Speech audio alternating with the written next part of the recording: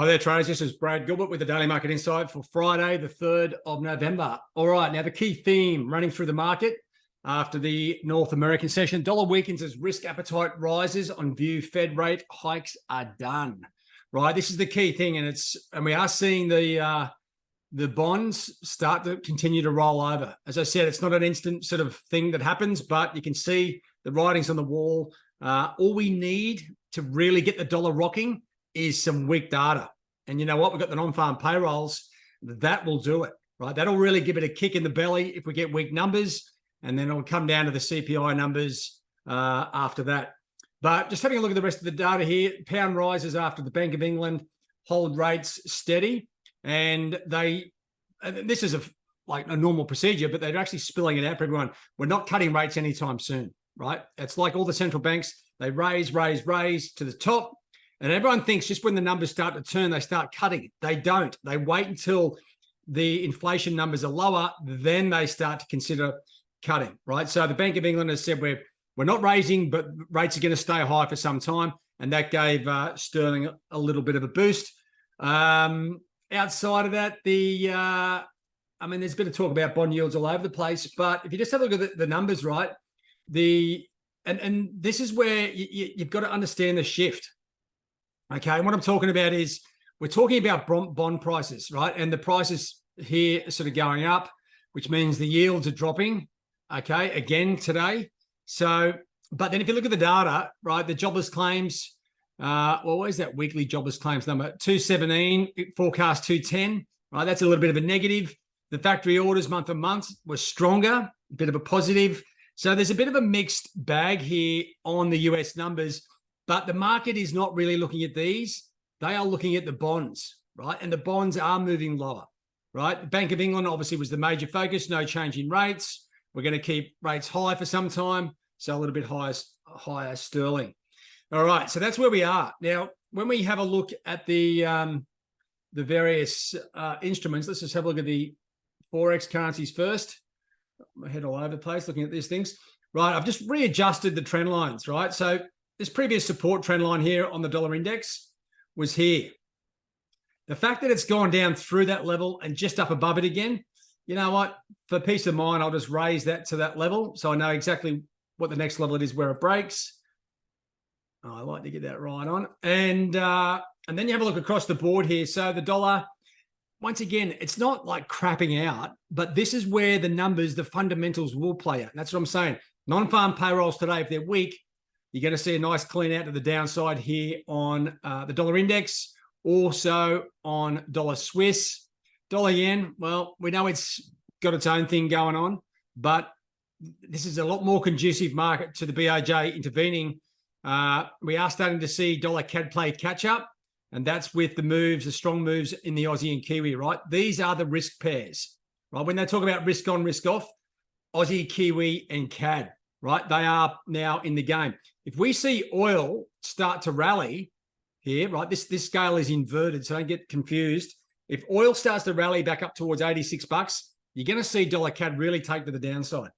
Now, euro, like once again, I like to see go with the trend. And with the move in the bonds, that's why I'm focusing on weak non-farm payrolls. You've got levels here on euro primed to break higher. Same with sterling. Like let me just clear the screen there for a second. When you're looking at instruments like this, okay, and you can see exactly what's happening. Like the Aussie and Kiwi have already popped the balloon somewhat. Same with dollar CAD, but dollar Swiss is here and the dollar index. So these four pairs here, you know what? They're waiting for the final confirmation to sell dollars, right? If the non-farm payrolls comes in strong, well, it doesn't unbuckle what's happening on the bonds, but it takes away the clean move that's being set up, right? This is like, once again, I always talk about it. It's like a pressure valve, right? The pressure is building now on the downside on the dollar pairs, and the top side in euro sterling. Well, obviously Aussie and Kiwi have already sort of left the building. So that's where we are with those instruments. Now, if I come across here to the equities, right? How do I know that this bond move is real? Well, check out the equity markets, right? They are moving topside because they are factoring in with the signal on the bonds, the fact that the bond yields are dropping, the dollar's falling. That means lower interest rates in the future, higher equity markets. That's your confirmation, right? If you are trading equity indices, you're probably looking top side. Once again, if we get, it really comes down to the non-farm payrolls. If we get really weak non-farm payrolls, I'll tell you what, these equity indices are going to rally very aggressively, right? At the same time, if we get really strong employment numbers, they'll probably just retrace somewhat. Okay, so that's just the way you need to be thinking about it. And this is, like I say it a lot, but you need to understand the connection between the bond markets, the currency markets, and the equity indices. It's like a clean connection that you need to understand. All right, so let's just have a look what we are looking at today in the various zones. Let me just see what. Okay, I've got too much data there, right? I'm only looking at the top tier and the second tier numbers. So let's having a look here at what we've got. The okay, now the core part of it, the unemployment rate. You can have a look there, but Canadian obviously unemployment figures and the US employment figures come out the same time every second month, right? It's a bit of a calamity, right? Trying to trade dollar CAD when you've got two major things pulling and pushing, and they usually, like a lot of the times, if they're both strong, they're both weak. So you get a lot of discombobulation on dollar CAD. At the moment, though, I think that there's like the no-brainer trade for me is a number that is weaker than the forecast here. Okay, so non-farm payrolls 180K, unemployment rate 3.8. So you're looking for a higher number here than 180, and a number, well, actually, if you're looking for strong numbers, and a number lower than 3.8, that would give you a strong dollar move. But let me just change this to red, because if we get a number a lot less than 180, and this is out to 3.9 or 4% as the rate, right? We're going to get a serious move in the downside on the dollar, because that will really confirm that the Fed are right. They've got it right. We've topped out on the interest rate hiking cycle, and the dollar will fall, right? It's as simple as that, right? But when I say it's as simple as that, trading this is a calamity, right? There's a number of different variables here that you need to sort of factor in. And because of that, what the banks do is they pull their liquidity at the time of the releases, right? And you might think that's unfair, but I mean, who wants to hold rates there when this is the big risk event, right? Non-farm payrolls, unemployment rate, average hourly earnings month on month and year on year, right? There's sort of four numbers. Now, if they all line up to be weak, dollar completely craps out. But to get all these four in a line, you know, you got to be lucky, right? So if you get one that's weak, like there's the non-farm payrolls is lower, the unemployment rate is slightly better, say 3.7, and then you got weakness here. What you'll see in the charts is an absolute like just chop suey, right, all over the place. So take your time. Like the best trades here, I'm using this number as a confirmation that the dollar weakness is going to be going forward from here, right? That's all I'm looking for. I just want confirmation. If that's good, then I've got trading opportunities across the board, and I can sort of cherry pick the best trading opportunities, right? And that's what you should be doing. So you can trade the release. I'm telling you that it's a nightmare.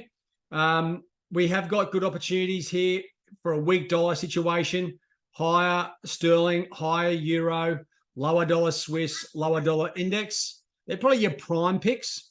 I mean, Aussie and Kiwi would go higher as well, but they've already sort of broken, so they don't have those nice entry levels where euro does in particular.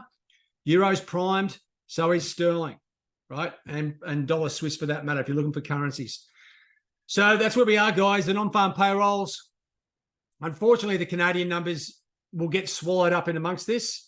But even if you are, say, looking at the CAD numbers there, if we get, dollar CAD is breaking down, so stronger numbers, okay, goes with the current short-term trend. So that's what we're looking for there as well, right? So a rate lower than 5.6, unemployment change higher than 22,500.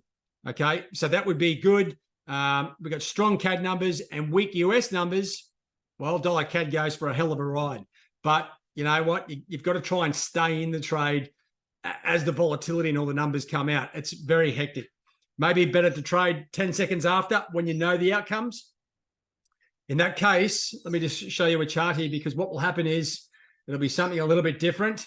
Okay, now let me just have a look at dollar CAD. Now, what you could expect, something like that. Okay, we're looking for the numbers. Now, if we get strong CAD numbers and weak US numbers, right, it's going to be down around, at least around 137, right? What I would be doing is sitting tight, wait for a retracement back towards, say, 30. Okay, look to get short at those levels and then try and get into the trade that way. Okay, because you know what? You don't want to be chasing. This is the problem for a lot of traders, and this is where the guys at the bank sort of are a bit more stringent with this. If they see it just dropping, you just don't get in, because you could get in here, it quickly retraces and then goes. So if it disappears on you, wait for a retracement. If you don't get it, well, too bad. You miss out. Okay. As I said, you could go in here with pending orders. Okay. Like a stop entry on the downside. But if we get strong CAD numbers and strong US numbers, you're probably going to get a whipsaw down, up, and back to where it was. Right. And you don't want to lose money that way. It's terrible. Okay. Anyway, that's just a bit of an idea of how to approach these opportunities. Overall, to me, this is the big confirmation that I've been looking for, that the dollar is topping out. Hopefully we get it. I mean, otherwise, you know what, you're somewhat disappointed if it doesn't sort of come out. Okay, so bond yields slightly lower today. The bit of a risk-on scenario here. The equity markets are lower, and Euro, Sterling, Aussie, Kiwi, but then so are a few of the dollar pairs there as well. So not pure, but close enough to it. I don't think we're going to see too much activity ahead of the non-farm payroll. So don't get all bent out of shape that you're missing anything through the Asian or early European session. All right, guys, have a good one. All the best. Cheerio.